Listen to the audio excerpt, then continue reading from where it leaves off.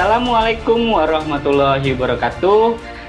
Oke, Sobat Kedai Pena, bertemu lagi dengan saya Muhammad Lutfi, tim redaksi Kedai Pena dalam acara Editorial Talk. Saat ini kita sedang membahas dengan tema Semangat Gotong Royong Saat Pandemi. Saat ini kita sudah bersama Romi Ardiansyah dari Human Initiative. Romi Ardiansyah menyelesaikan pendidikannya di Universitas Gadjah Mada. Sebelumnya, dirinya pernah menjabat sebagai General Manager Dompet Duafa tahun 2010 sampai 2017. Selamat malam Bang Romi. Malam Mas Lutfi, apa kabar? Gimana, sehat? Sehat, Alhamdulillah. Alhamdulillah, yang penting sehat dulu ya saat ini ya. Protokol senantiasa. Iya, oke. Iya. Oh ya Mas, kita masuk aja dalam pembahasan diskusi editorial talk saat ini. Kita ketahui bahwa Indonesia sudah mengalami pandemi COVID-19 selama 1,5 tahun. Tentu beberapa sektor mengalami dampak yang sangat signifikan. Masa COVID-19 membuat pola hidup berubah karena adanya pembatasan kegiatan dan hal-hal lain. Apakah saat ini kebiasaan masyarakat untuk memberikan bantuan kepada sesama mengalami perubahan daripada sebelumnya? Bagaimana pandangan Mas Romi? Ya, makasih Mas Lutfi. Jadi kita tahu betul bahwa pandemi ini adalah salah satu yang kalau orang-orang manajemen juga menyebutnya disrupsi ya terhadap kehidupan masyarakat. Disrupsi dalam tanda petik itu kayak semacam pola yang membuat banyak hal berubah. Tentu saja bagi Human Initiative melihat pandemi itu tidak hanya berdampak di sektor kesehatan. Pada realnya pandemi ini juga memberikan efek terhadap sektor-sektor di luar kesehatan. Misalnya sektor ekonomi itu sudah pasti, tapi juga secara sosial, secara budaya itu juga terjadi banyak perubahan. Dari mulai orang bekerja WFH, hari ini kita wawancara pakai virtual, kemudian orang lebih banyak membaca mungkin berita secara online dan lain-lain. Nah, tentu saja ini menimbulkan juga efek yang sangat besar terhadap aktivitas-aktivitas sosial kemanusiaan yang hari ini menjadi ruangnya Human Initiative dan teman-teman NGO lainnya. Yang menarik adalah bahwa alhamdulillah mungkin juga karena gennya bangsa kita yang kita tahu di 2021 ini juga satu riset muncul dari World Giving Index, itu Charity and Foundation, yang menyatakan bahwa Indonesia ini tahun 2021 kembali menjadi negara nomor urut pertama dalam konteks kedermawanan. Itu pernah kita raih 2018. Ukurannya adalah soal berbagi, soal membantu orang atau volunteerism, dan beberapa hal yang lain. Nah, di Indonesia juga alhamdulillah dari praktek yang juga dilakukan oleh Human Initiative, ternyata semangat untuk membantu bergotong royong di pandemi ini nyatanya dan faktanya juga tidak turun gitu, Mas Lutfi. Ya kita sih sadar bahwa banyak masyarakat yang terdampak. Bahkan kadang-kadang kami meyakini beberapa donatur Human Initiative dan juga beberapa teman-teman NGO yang menggalang dana publik itu juga memiliki atau terkena dampaknya.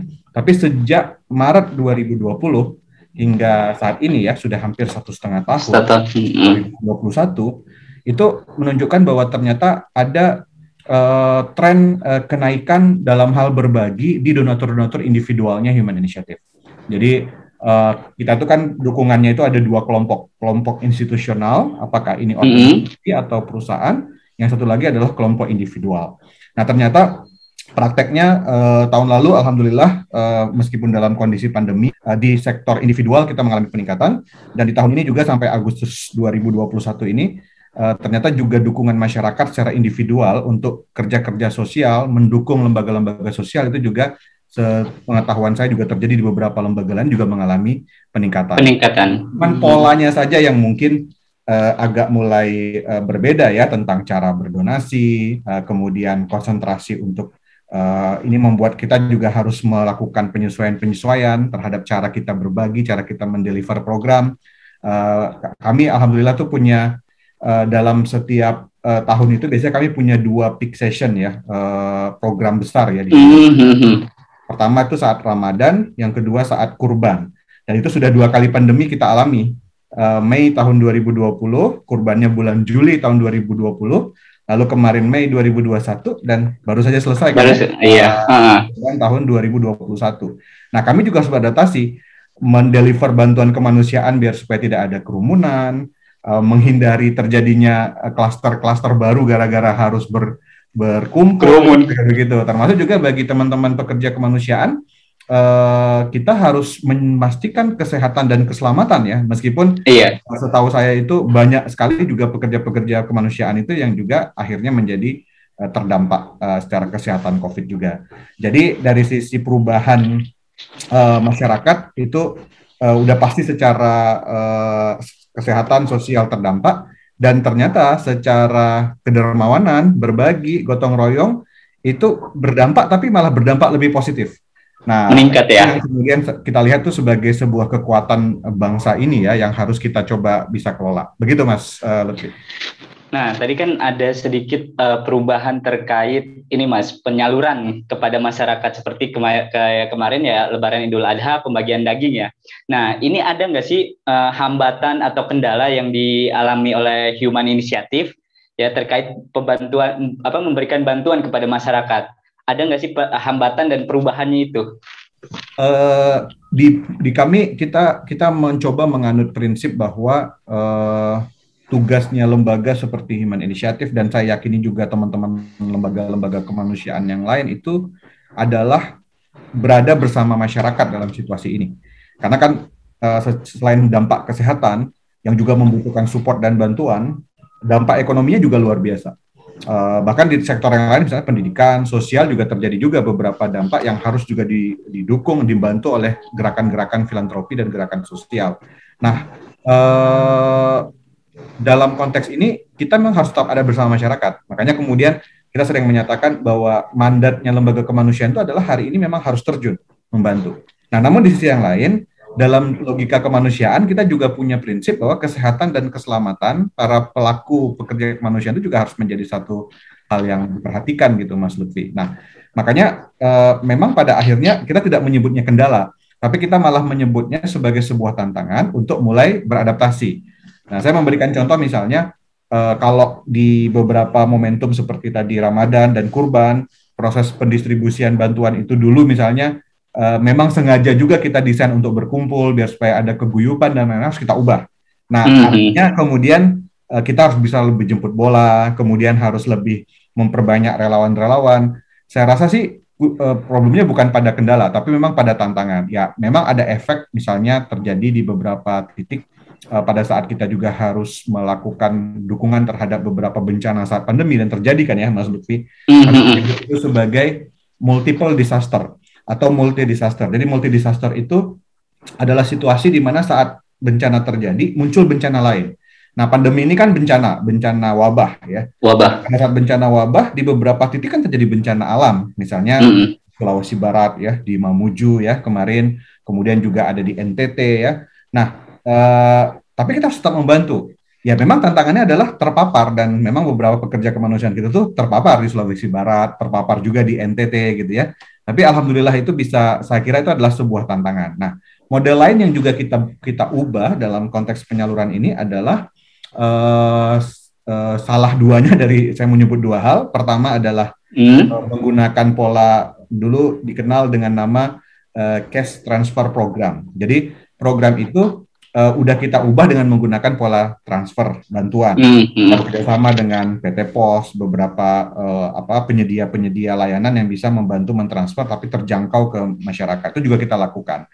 Atau kemudian beberapa model yang lain, kami mendeliver bantuan itu untuk tetap mengaktifasi penghasilan masyarakat melalui model cash for work. Jadi cash for work itu berarti bantuannya itu diberikan karena penerima manfaat itu tetap bisa bekerja gitu. Kerjanya dia itu kemudian kita gantikan, kita beri bantuan gitu. Bantuan itu kan banyak ya, karena kalau enggak sektor ekonominya enggak bergerak gitu. Nah, itu yang juga kita lakukan. Jadi saya kira sih mungkin tidak kendala Mas Lutfi, tapi ada tantangan yang berubah yang itu harus diadaptasikan oleh lembaga-lembaga seperti Human Initiative.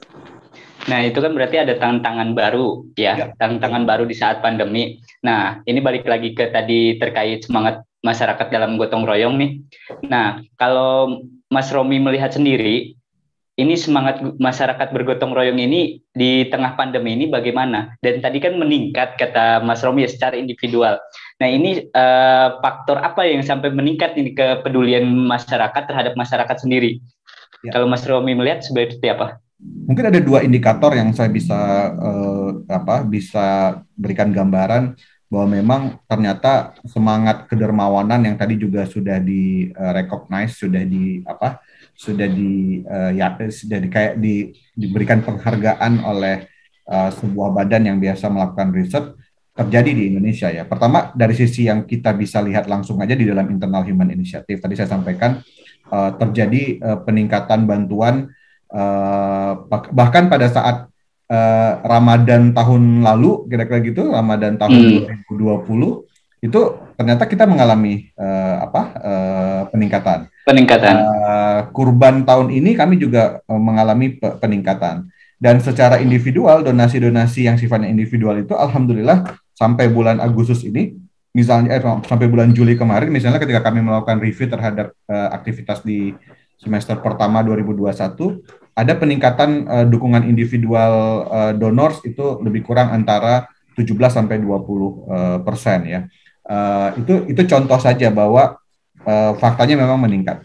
Yang kedua, Mas Lutfi, kita juga ngelihat kan semakin banyak komunitas-komunitas yang berusaha untuk mengambil peran dalam situasi pandemi ini. Artinya ormas ya, kemudian juga ada komunitas-komunitas, minat bakat, hobi, bahkan inisiatif-inisiatif warga itu juga muncul.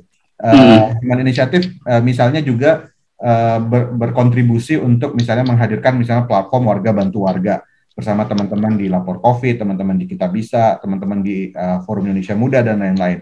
Dan ternyata setelah kita lihat misalnya kayak kemarin bantuan oksigen, itu kan inisiatif itu muncul. Nah, jadi faktanya memang sektor ketiga masyarakat ini masih cukup kuat. Nah, kalau ditanya apa yang menyebabkan, ya mungkin saya ingin menyatakan bahwa masyarakat Indonesia itu memang gen gotong royongnya memang juga kuat ya. Ya karena memang kita juga memiliki konsen ideologi kan di sana bahwa ini adalah bangsa yang penuh dengan kekuatan gotong royong. Kemudian mungkin karena sebagai negara yang memiliki basis religius, apakah itu Muslim atau Nasrani, itu semakin menguatkan bahwa berbagi dalam kondisi seperti hari ini, kalau di Muslim ada sedekah, kalau di Nasrani ada beberapa kewajiban yang juga mereka yakini, karena ini kan salah satu lembaga Human Initiative, salah satu lembaga yang ada di Humanitarian Forum Indonesia. Itu adalah konsorsium lembaga-lembaga lintas agama di bidang kemanusiaan. Nah, kita melihat bahwa ada dorongan agama yang juga kuat. Nah, pada akhirnya gen kita sebagai sebuah bangsa yang gotong royong, kemudian juga dengan dorongan religius yang kuat, itu memang menyebabkan bahwa dukungan masyarakat ini ternyata masih cukup besar dan bisa membantu. Saya tidak membayangkan ya, Mas Lutfi, kalau misalnya seluruh respon terhadap bencana COVID ini hanya menjadi tanggung jawab negara dan pemerintah. Mungkin akan banyak yang tidak tercover juga gitu. Nah, oleh karena itu kami meskipun kecil, masyarakat juga saya lihat meskipun di berbagai daerah-daerah muncul komunitas, itu paling tidak itu bisalah sedikit memberikan kontribusi atas ini. Begitu Mas Lutfi. Selama pandemi COVID-19 1,5 tahun ini, nah program apa saja yang sudah dilakukan selain yang tadi program besar ya, ada 2 Idul Adha sama Idul Fitri ya. Nah, ini program apa yang sudah dilakukan oleh Human Initiative? Nah, lalu berapa total yang diberikan kepada masyarakat itu berbentuk apa? Apakah bantuan langsung tunai atau sembako atau yang lain? Mas, bisa diceritakan, Mas? Mas Lutfi, saya mencoba menguatkan bahwa sebenarnya Ramadan dan Idul Adha itu hanyalah 2 momentum saja di mana Human Initiative bulan punya program bantuan di Ramadan yang kita sebut temanya bulan kita berbagi. Kemudian kalau di kurban di Idul Adha kita ngelola kurban. Tapi di luar waktu yang lain, insya Allah kita bekerja sebagaimana tadi yang disampaikan. Human Initiative itu konsen pada 3 pilar program, Mas Lutfi. Pertama adalah disaster management, yang kedua adalah perlindungan anak atau children protection, yang ketiga adalah pemberdayaan atau empowerment. Jadi kita menyebutnya Initiative for Disaster Management, Initiative for Children, dan Initiative for Empowerment. Nah, pada saat COVID terjadi, sebenarnya pilar 3 ini tidak berubah, tapi memang responnya kita dorong kepada respon COVID. sampai di 1,5 tahun ini kami memang membuat beberapa periode atau fase-fase. Ya, fase pertama yang kami sebut dengan respon COVID 1.0 itu kita munculkan di kira-kira sekitar 6 bulan pertama saat pandemi dimulai.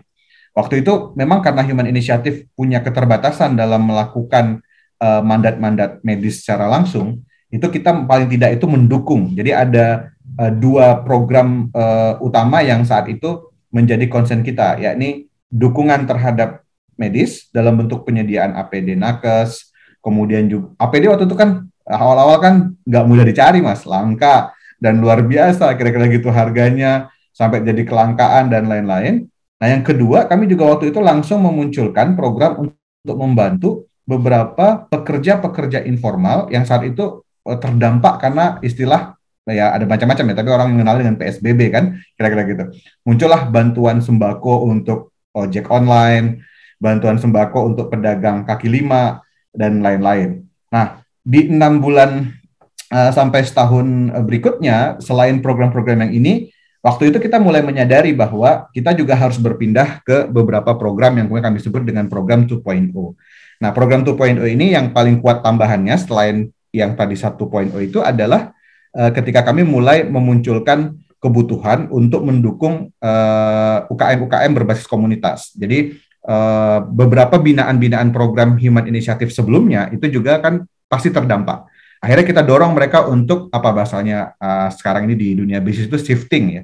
Jadi berubah, yang selama ini misalnya memproduksinya pakaian, yang dibutuhkan masker, ya akhirnya kemudian berubah menjadi, nah itu kita mulai bantu. Produksi-produksi UKM juga demikian dan lain-lain. Nah, termasuk di program 2.0 itu kita mulai berpikir bahwa mendukung terjadinya testing yang kuat, karena waktu itu testing masih lemah ya Mas, saya kira di beberapa titik itu testing kita masih lemah, itu jadi penting. Alhamdulillah kita bisa menghadirkan inovasi program dengan bentuk mobile lab. Jadi program mobile labs ini program untuk melakukan pengecekan PCR test dengan mobile truk ya, jadi konsepnya konsep truk. Alhamdulillah kita dapat dukungan untuk memproduksi dan menghadirkan 3 mobile lab yang saat ini dikelola oleh Pemprov DKI, ada di 3 rumah sakit. Ini membantu sekali testing, termasuk juga menyediakan PCR tesnya. Nah, itu cukup membantu karena mobile lab itu diserah terimakan di sekitar bulan November Desember, yang saat itu juga terjadi kenaikan juga yang agak tinggi. Nah, kemudian setelah hampir setahun berjalan, kemarin kita mencoba untuk menghadirkan program 3.0-nya. Nah, 3.0 ini ternyata juga sangat dipengaruhi oleh lonjakan kasus. Nah, makanya di 3.0 saat ini kita bagi mungkin menjadi beberapa bagian besar, tapi yang pertama adalah kami menghadirkan mobile safety, yang tadi ditanya, kita sempat diskusikan sebelumnya ya. Jadi mobile safety ini bedanya dengan mobile lab adalah kita melihat dengan kenaikan kasus itu ada keterbatasan masyarakat untuk melakukan mobilisasi dari satu tempat ke tempat yang lain dalam rangka untuk dia di treatment ketika terdampak COVID. Contoh misalnya dia harus melakukan PCR test atau dia harus ke rumah sakit. Itu kan kalau menggunakan transportasi yang tidak aman berpotensi untuk melakukan penularan. Nah, alhamdulillah saat ini kami sudah me-launch dan menjalankan sekitar kalau di Jakarta ada 2 mobile labs, kalau di daerah-daerah ada 5 mobile labs. Di Jakarta saja yang kemarin itu sangat tinggi-tingginya itu kita bisa melayani lebih kurang 187 orang yang harus dibantu. Nah, di saat yang sama ternyata kenaikan kasus COVID itu juga menyebabkan kita harus memunculkan satu program yang kita sebut dengan dukungan isolasi mandiri. Karena isolasi mandiri juga banyak. Isolasi mandiri itu ada obat-obatannya, kemudian ada bantuan sembakonya, termasuk juga mulai kita munculkan di bagian-bagian akhir ini adalah dukungan psikososial. Kenapa psikososial? Karena juga ada butuh dukungan terhadap aspek-aspek yang kaitannya dengan psikologis. Nah, di luar ini dukungan kepada nakes tetap. Jadi kita tetap memberikan hampers, memberikan vitamin, sembako. Bahkan yang kelima, kita juga alhamdulillah dapat kesempatan membantu para pemakam, petugas makam yang waktu itu juga lagi tinggi-tingginya. Bulan lalu kan masih tinggi-tinggi Mas Lutfi, sekarang udah agak menurun. Dan tidak lupa juga karena kita punya kolaborasi dengan beberapa pemerintah provinsi dan Wisma Atlet, kita juga mendukung rumah-rumah isolasi. Nah, kami mencatat alhamdulillah hingga 1,5 tahun ini mungkin belum terlalu besar, tapi alhamdulillah kita bisa mengelola program itu sekitar 51 miliar ya. Jadi 40-an itu di 2020 dan mungkin di 2021 ini karena memang konsentrasinya sudah masyarakat juga mungkin sudah terlalu lama di pandemi ini, kita mengelola sekitar 6 sampai 7. Jadi hitungan kita adalah sekitar 51 miliar dari mulai awal pandemi hingga hari ini di semua program, baik itu dukungan kesehatan, kemudian ekonomi, maupun juga yang bersifat sosial. Oh ya, nggak lupa juga di aspek pendidikan, kemarin kita juga meluncurkan rumah belajar online. Nah, rumah belajar online untuk membantu anak-anak yang, mohon maaf Mas Lutfi, tidak semua anak itu punya kapasitas untuk PJJ dengan wifi, dengan laptop, dengan HP gitu ya. Ini dibantu dengan cabang-cabang HI, di dalam negeri Human Initiative punya 13 cabang, kita membuat kayak rumah-rumah belajar online seperti itu. Jadi sekitar itu angkanya, Mas. Berarti sudah banyak program-program ya Mas selama 1,5 pandemi ini. Nah, ini Mas, dan itu semuanya memang juga harus sangat berkaitan dengan situasinya ya. Jadi kami juga beradaptasi cepat. Ternyata program ini sekarang lebih dibutuhkan yang ini, ya kita beradaptasi. Begitu Mas Lutfi. Nah ini Mas ada program rencana ke depan bagaimana nih Mas dari Human Initiative, dan ada nggak sih rencana untuk membuat semacam sentra vaksinasi untuk mendukung program pemerintah untuk meningkatkan angka dan target vaksinasi di Indonesia? Ada nggak sih rencana Human Initiative ini membuat semacam sentra vaksinasi? Dalam diskusi kita dengan teman-teman di tim internal Human Initiative, kami punya tim khusus yang merespon ini. Sebenarnya isu tentang vaksin ini adalah isu yang juga menjadi concern-nya Human Initiative. Tapi kita juga menyadari bahwa sampai hari ini kan kebijakan vaksin ini masih kuat dan erat kaitannya dengan ruang negara, ya, ruang pemerintah.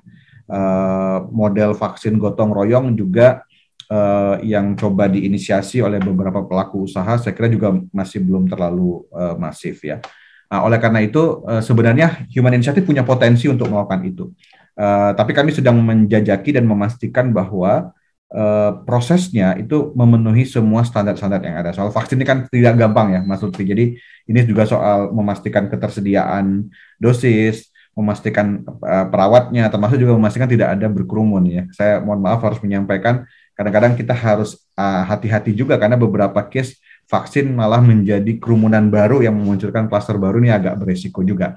Nah, namun alhamdulillahnya sejak beberapa pekan yang lalu kami mencoba untuk berkontribusi paling tidak minimal itu mendukung beberapa titik-titik vaksin ya. Jadi sekitar pada periode di bulan-bulan lalu ya, pada saat case juga mulai agak naik gitu, kita membantu waktu itu kerjasama dengan Pemprov DKI. Jadi kita membantu lebih kurang sekitar 5 hari ya, sekitar pertengahan Juli untuk membantu dengan mendukung keberadaan vaksinator dari relawan Human Initiative yang memiliki basis medis. Jadi ada bidan, ada apa yang bisa membantu. Saat ini kami concernnya di sana. Nah, sementara untuk ke depan, sementara ini mobile safety tetap kita perkuat karena kebutuhannya juga masih besar. Dukungan terhadap isolasi mandiri akan menjadi fokus kita juga. Kemudian psikososial juga menjadi ruang kita. Dan yang tidak kalah penting adalah secara dampak ekonomi, kami ingin memastikan program-program kita yang sebelumnya sudah ada itu akan berlanjut dalam koridor COVID. Dalam koridor respon COVID. Jadi misalnya kita punya program pemberdayaan kan, Mas Lutfi. Nah, ini kita harapannya program ini bisa kita kuatkan kali ini untuk mereka-mereka yang terdampak COVID-19. Nah, itu adalah program sektor ekonomi. Jadi insya Allah concern-nya masih kuat dan kita akan berusaha untuk tetap menjaga dukungan ini. Kita juga berusaha untuk mengajak dukungan masyarakat agar kemudian program-program ini bisa berjalan, dan paling tidak ini adalah kontribusi sektor ketiga kepada negara dalam hal penanganan COVID. Gitu Mas Lutfi. Nah, ada lagi nih Mas. Ini agak sedikit melebar, tetapi ini kita mau meminta tips nih. Nah, ada nggak sih tips dari Human Initiative kepada masyarakat untuk menghindari adanya penipuan yang berkedok bantuan saat pandemi? Apa sih tipsnya gitu Mas? Ya memang bagaimanapun juga kan, sebagaimana tadi kita sempat bahas sebelumnya, semangat kedermawanan masyarakat Indonesia ini luar biasa. Dan Dan itu menjadi semakin kuat dalam kondisi di mana memang semakin banyak orang yang membutuhkan ya, Mas Lutfi. Dan saya kira itu sesuatu yang tidak bisa kita tahan dan saya kira juga jangan ditahan. Artinya memang masyarakat malah harus didorong untuk lebih bisa banyak berkontribusi untuk membantu penyelesaian pandemi ini. Nah, saat ini kan selain lembaga-lembaga sosial, lembaga kemanusiaan juga muncul komunitas-komunitas yang ada. Nah, kami selalu melakukan edukasi bahwa kita juga tidak ingin mungkin memonopoli ya bantuan kemanusiaan. Tapi kita perlu tahu bahwa lembaga-lembaga kemanusiaan, teman-teman yang ada di NGO yang menggalang dana publik, kemudian ada juga teman-teman misalnya lembaga amil zakat gitu ya, teman-teman yayasan-yayasan kemanusiaan yang ada. Nah, itu kan punya mekanisme legal dan punya mekanisme laporan serta audit. Nah, memang yang paling baik adalah memastikan bahwa lembaga atau organisasi yang kemudian kita kasih bantuan kemanusiaan itu, ya pertama jelas badan hukumnya, yang kedua kemudian dia akan teregistrasi sebagai apa, dan yang ketiga tentu saja adalah memiliki mekanisme akuntabilitas lewat misalnya audit, laporan keuangan, dan juga pelaporan. Alhamdulillah Human Initiative sebagaimana juga menjadi kewajiban kita sebagai lembaga kesejahteraan sosial yang terdaftar di Kementerian Sosial, kami memastikan setiap tahun dana kami diaudit oleh kantor akuntan publik dan kemudian ini dilaporkan serta dipublikasikan. Nah, yang kedua juga memastikan bahwa memang kita mengirimnya ke rekening yang jelas. Jadi HI berusaha untuk tidak, Human Initiative maksud saya berusaha untuk tidak menggunakan rekening pribadi, udah pasti. Semua donasi kita itu kita arahkan kepada rekening yang jelas. Nah, yang ketiga memang ada banyak cara ya untuk memastikan. Hari ini kan zamannya teknologi informasi, zamannya dunia digital. Nah, Human Initiative itu selalu berusaha untuk memastikan bahwa dia mempublish semua aktivitasnya itu di kanal-kanal yang ada. Kanal Facebook, sosial media, YouTube, Twitter, TikTok, dan lain-lain. Nah, biasanya masyarakat tuh bisa melihat bagaimana kemudian akuntabilitas penyaluran itu bisa dilakukan di sana. Jadi, dengan zaman digital seperti ini, pertama pastikan legal standing, yang kedua pastikan memang lembaga tersebut punya track record yang menunjukkan bahwa dia memenuhi kaidah-kaidah akuntabilitas dengan audit dan lain-lain. Lalu yang ketiga, memastikan bahwa dengan melakukan pengecekan ke sosial medianya, ke websitenya dan lain-lain, memang dia melakukan aktivitas dan kerja-kerja tersebut. Nah, dengan demikian, mudah-mudahan sih aktivitas penanganan pandemi ini dengan dukungan masyarakat menjadi semakin lebih kuat. Nah, bagaimana dengan komunitas? Sebenarnya saya mendorong agar kemudian komunitas-komunitas yang ada, selain kalau memang dia sudah memiliki kemampuan untuk mengelola badan hukumnya sendiri, dia bisa bekerja sama dengan lembaga-lembaga existing yang sudah ada. Sehingga kolaborasi itu menjadi kata kunci penting kalau menurut kami untuk bisa mencapai tujuan. Jadi kalau kita itu nggak harus sendirian, kita bisa berkolaborasi dengan komunitas-komunitas yang ada. Tapi berhati-hatilah misalnya, mohon maaf, kalau berdonasi kepada individual, jumlahnya mungkin besar, terus-menerus, tapi kita nggak pernah dapat informasinya, dia salurkan buat apa, dan lain-lain. Nah, saya kira kita memang harus berada pada titik yang seimbang antara menghargai dan memotivasi terus masyarakat untuk membantu, tapi di sisi yang lain berusaha untuk memastikan bahwa bantuan tersebut bisa sampai sesuai dengan program yang sudah direncanakan. Begitu Mas Lutfi, kalau masukan dari saya ya melihat dinamika hari ini. Ya, Mas, ini harapannya dari Human Initiative atas semangat gotong royong masyarakat pada pandemi COVID-19 ini seperti apa? Harapan yang seperti apa yang diharapkan oleh Human Initiative? Pertama, tentu saja kita memang sangat berharap pandemi ini akan segera selesai. Kita semua pasti berdoa untuk itu. Nah, yang kedua, memang kita masih sangat mendorong agar semua masyarakat itu bisa saling berkolaborasi ya. Jadi kolaborasi ini kekuatan sangat penting sekali dan kekuatan kunci sekali.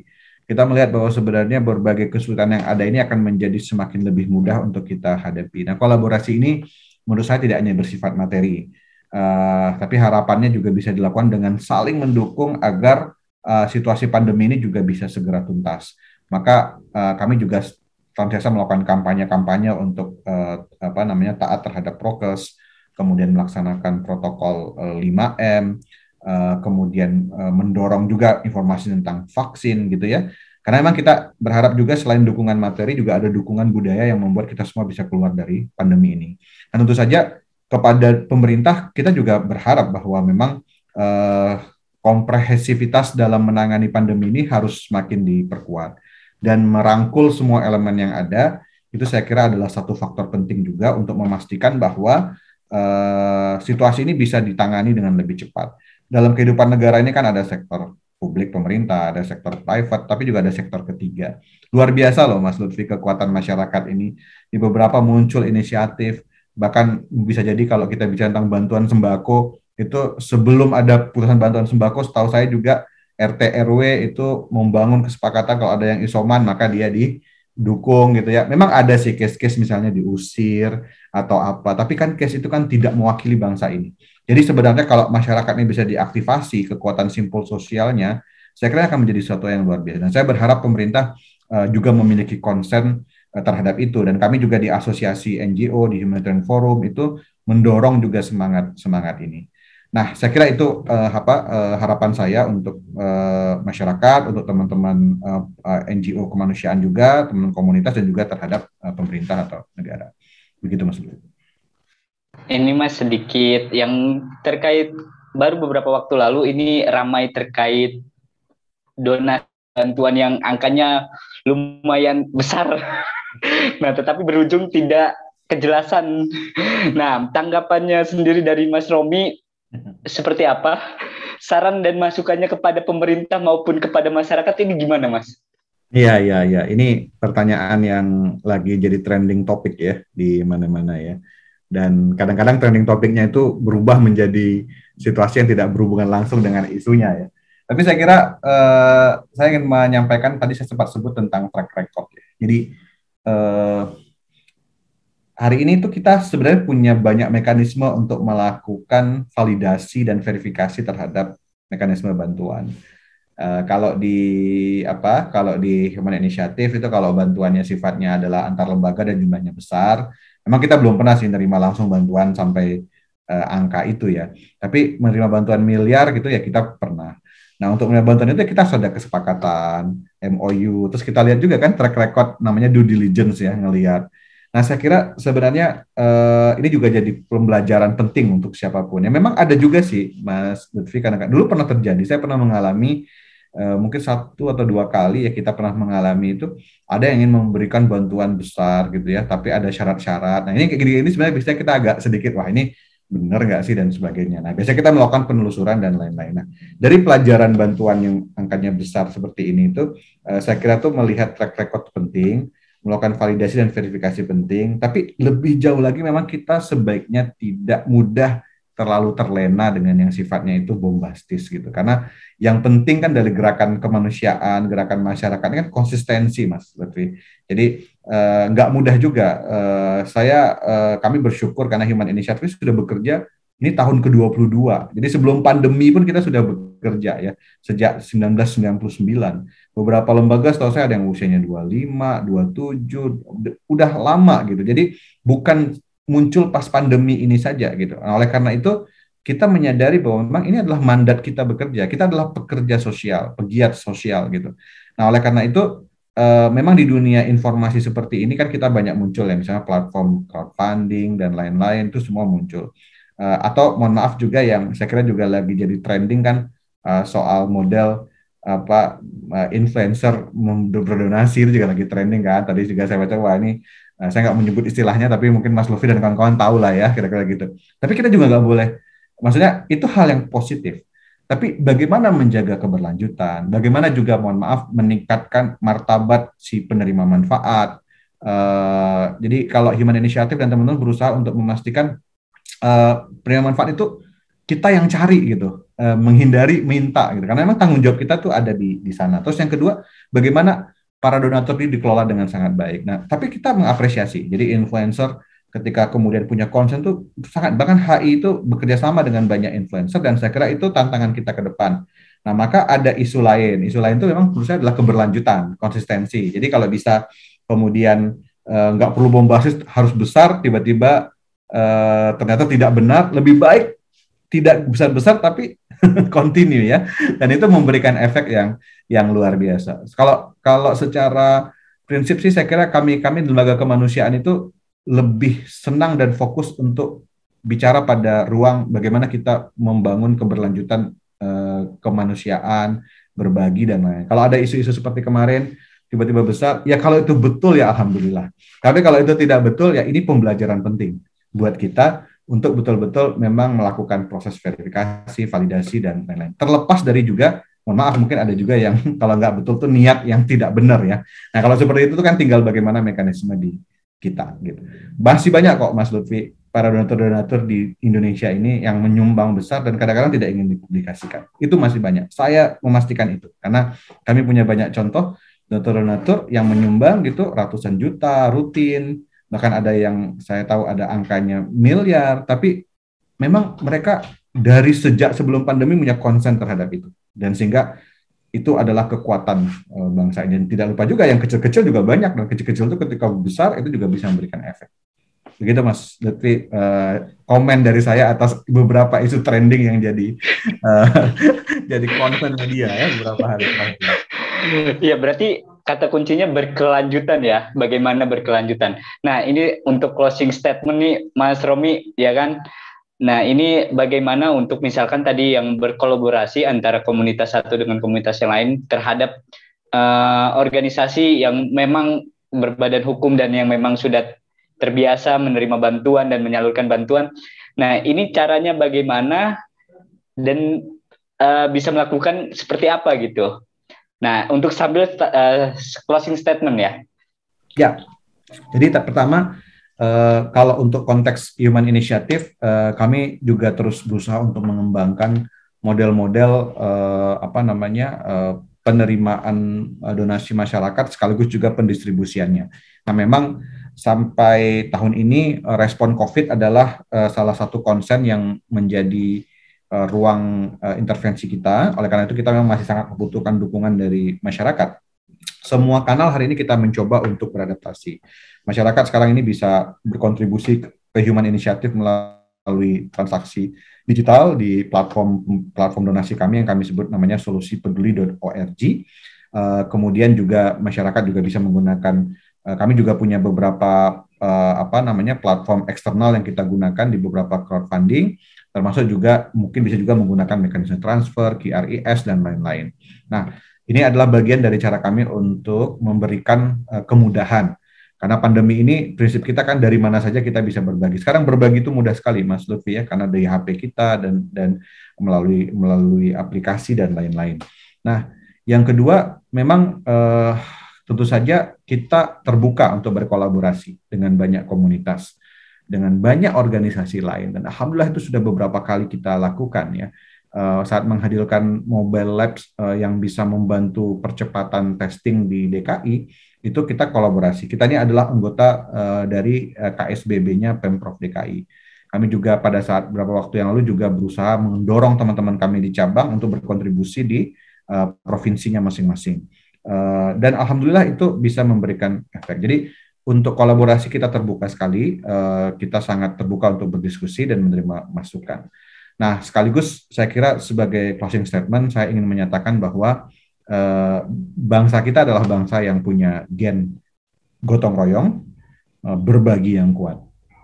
Dukungan aspek religius, baik itu Muslim, Nasrani, Hindu, Buddha, juga mendorong bahwa kita ini harus membantu sesama. Nah, oleh karena itu, pandemi ini memang sulit. Saya harus menyatakan semua terkena dampaknya. Dan kesulitan ini harus kita hadapi. Tapi kita percaya bahwa dengan kebersamaan kita, saling membantu kita, insya Allah pandemi ini bisa kita lalui. Tentu saja kita harus mendoakan ya saudara-saudara kita yang sudah pergi terlebih dahulu, tapi kita juga berharap sisa waktu yang ada, kita bisa berusaha untuk saling menguatkan satu sama lain. Maka gotong royong di saat pandemi ini saya kira adalah tema yang pas, dan gotong royong ini bisa dilakukan oleh semua sektor, termasuk juga oleh masyarakat. Nah, mudah-mudahan ini akan menjadi kekuatan bangsa kita dan bisa keluar dari pandemi ini. Terima kasih atas waktunya, Mas Lutfi. Oke Sobat Kedai Pena, demikian editorial talk dengan tema semangat gotong royong saat pandemi. Mas Romi, terima kasih atas waktunya. Terima kasih kepada Sobat Kedai Pena yang telah menonton. Sampai jumpa dalam diskusi editorial talk selanjutnya. Saya Muhammad Lutfi, pamit undur diri. Wassalamualaikum warahmatullahi wabarakatuh.